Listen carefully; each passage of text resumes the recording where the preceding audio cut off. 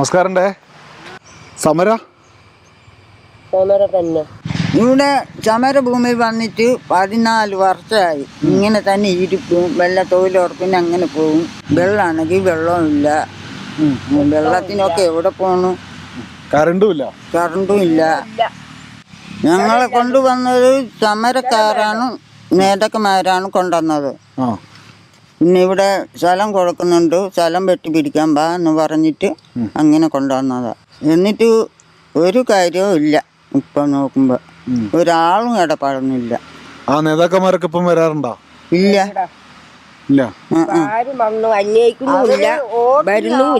ചിലപ്പോ വോട്ടിനാകുമ്പോ ചിലപ്പോ ഇവിടെ ഒക്കെ വന്ന് കമ്മിറ്റി കുടിച്ചു എന്തെങ്കിലുമൊക്കെ പറഞ്ഞിട്ട് അവരങ്ങ് പോവും. അവരുടെ കാര്യം അവർ നോക്കുന്നു. വോട്ടിനൊക്കെ ഇഷ്ടം പോലെ ആൾക്കാർ വരും. അതും കഴിഞ്ഞു പോയാലും ഇവിടെ ആദിവാസി ഉണ്ടെന്ന് പോലും ആരും അന്വേഷിക്കില്ല. ഇപ്പൊ തന്നെ ഒരു പണിയില്ല, ഒരു കൂലിപ്പണി പോലില്ല. എന്തിനാ തൊഴിലുറപ്പുള്ള കൊണ്ട് ഇവിടെയുള്ള മനുഷ്യന്മാരൊക്കെ രക്ഷപ്പെടുന്നതാ.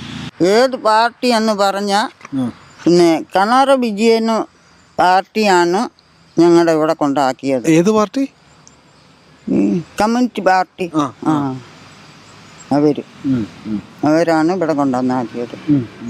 നമ്മുടെ വയനാട്ടിലെ ചീയമ്പത്ത് ആദിവാസി പണിയർ താമസിക്കുന്ന വീടാണ് ഇത്. ഇവിടെ എല്ലാ സ്ഥലത്തും ഇതുപോലെ തന്നെയുള്ള സമരഭൂമിയല്ലേ?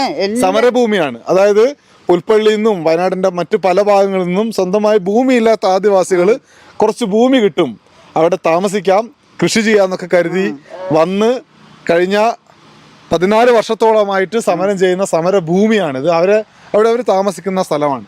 വീട്ടിൽ എന്തൊക്കെയുള്ള സന്ദേശം ഒന്ന് കാണിച്ചു തരാൻ പറഞ്ഞു തരാൻ ചെയ്യോ?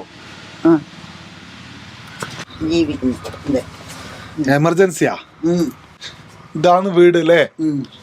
സൈഡിലൊക്കെ ചളി കൊണ്ട് ഇത് മണ്ണ് കൊണ്ട് ഞാനിങ്ങനെ ഉണ്ടാക്കിയത്. സൈഡിലൊക്കെ മണ്ണ് വെച്ച് കെട്ടിയിട്ടുണ്ട്. മുകളില് മുളയും മറ്റ് കമ്പുകളൊക്കെ വെച്ച് അതിന് മുകളിൽ പ്ലാസ്റ്റിക് വെച്ചാണ് ഇത് ഒരാൾക്ക് കഷ്ടിച്ച് നടന്നു വരാ. ഞങ്ങളൊക്കെ പോകാൻ ഒരുങ്ങിയതാ, അത് മതി എന്ന് ഓർത്തുണ്ട്.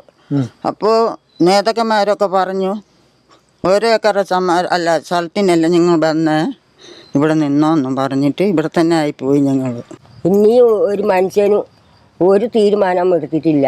ഒരു പേരില്ല, കറണ്ടില്ല, വെള്ളമില്ല. ആദിവാസിക്ക് ഭൂമി വേണ്ടേ? ആദിവാസിക്ക് ജീവിക്കണ്ടേ? ആത്മാഭിമാനം വേണ്ടേ? പരിഹാരമുണ്ടാവണം.